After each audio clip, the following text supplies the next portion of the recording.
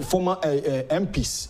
Haruna Idrisu Dianimu Omoni police for they were trying to go to EC Kokoye Nyomagigi. Why? And they no munimana intention. I brought and a bay under the leadership of Ampofu to cover up because someone casa boys and babu masa come the boys petumina who did they'll beat him. So he had to cover up. Says here, I'm in baby or shan coming Ampofu Meko exile.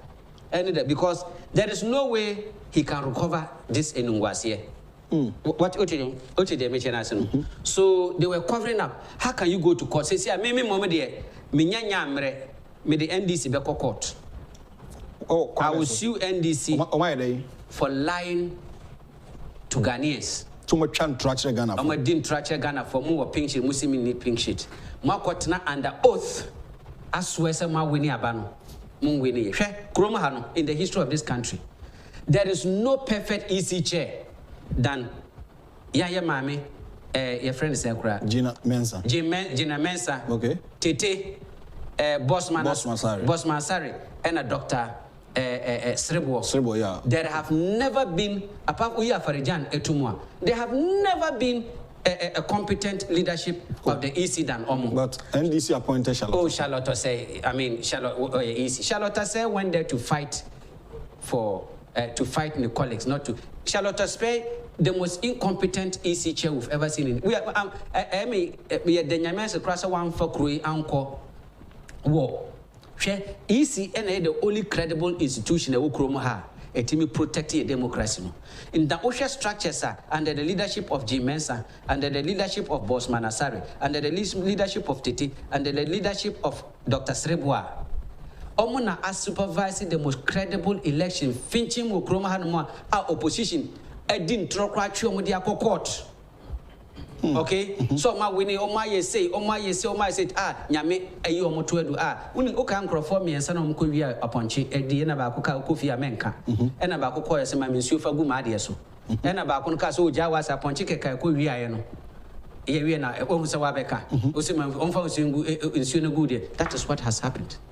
And as easy, you know, me knew why and quite easy and suspend the NDC certificate. They have that right. The EC has the authority to suspend the NDC certificate on Beji because Oma misbehavior and kebeti midi ekron akwo.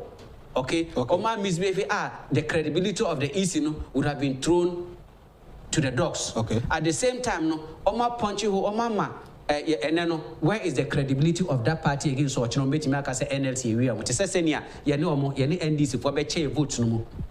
Okay, see a chair vote no money 2% of the NDC votes are no more by Cassie area.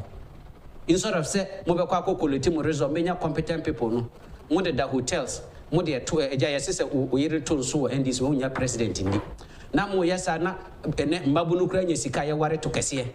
Okay, a com ama okrane Mabunu. Oh, I don't need to tell you, it's in there. Yes, so person kasa train yankupo kasa train frama.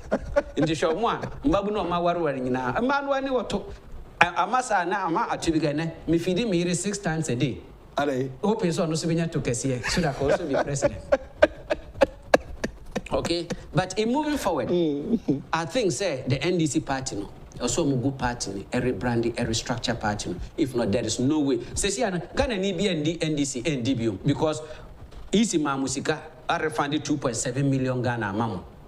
Zikana ira. Ira. Sikana. They can account. It hasn't been accounted for. What is I say? Sikana ira. Do so mutia. Nina ira. So if you cannot manage, you move your catch and say, put your house together. Manage the party very well as it is. It is not. What is a run is a catcher. Before we said NDC in winning election. It always never said that. Before we go, say we bring in baby because money don't do it. Now, so at times, yeah, Ghana for some level of respect. No one say, Sabi Ghana for any na yeah, to say NDC full soldiers. And you may be one more. You dream that it's no a bon. Now, 2021 to 2023 January, there 4 years. There 4 years. It's a yepesra no. Yenim so we desperate. Despite akwanya wanya nyina wo man from assemblyman, unit committee chairman, MP, ababaye chese bia wadi abaye vice president, ababe the president. Was spending 8 good years our Ghana, your presidency one. Ni na yenim. And still na look at desperation. How desperate papa ne ye. And look crying say ubenya akwanya no wadi atroche Ghana for ntino. Also won call retirement. Because the NDC for beside waba. Yebesre sene ya kacha Ghana for no munyina mahunu dada ana ya papa John Dramani man former president nya de se munimo no one no timi dia trafe de no was I promise not to promise again Ghana for munimo no eti enyansam nya wonam ne communicator so na on wan kasa du maybe odi biba banten no ana was ye didi ye weni na katudua na asem no yesi ba bia nyankopon etoto no ne board ye no hona bonsam so tutu no kobi eti yenyina yenim abra aban eso daye enya ni so de hunu se opese wo yes such a monumental project e de she wo man nani munyam na wo hwe other countries bi ho no mo a na no kura me hwe em se Gambia so Zambia omo de omo national cathedral na nam social media o he na akono ne fa esiye na omo ka the kind of sika that project no edema o man no yelia na wo busa se da be kwa na Ghana ye de ye bewie wo se abrebia ban be so da ya o pese wo ye o ade pa bi mo man no ye nim se nwan man dis for omo ho asam ka omo ntiase she ene sa national cathedral ya kan hwasem yi hwensem from the one abayi bonitimu po so what this project yi bai NDC for akafa ho tese oba kan somewhere to the stand say nyankopon nipa nyaminipa no mo a omoda sa cathedral ya no a ehso mo sa no omodo monim etutu from up to date ni na ne say aban epese oya monumental project e de se Yankopon ni munyam e ma so fa so krasa e ka Ghana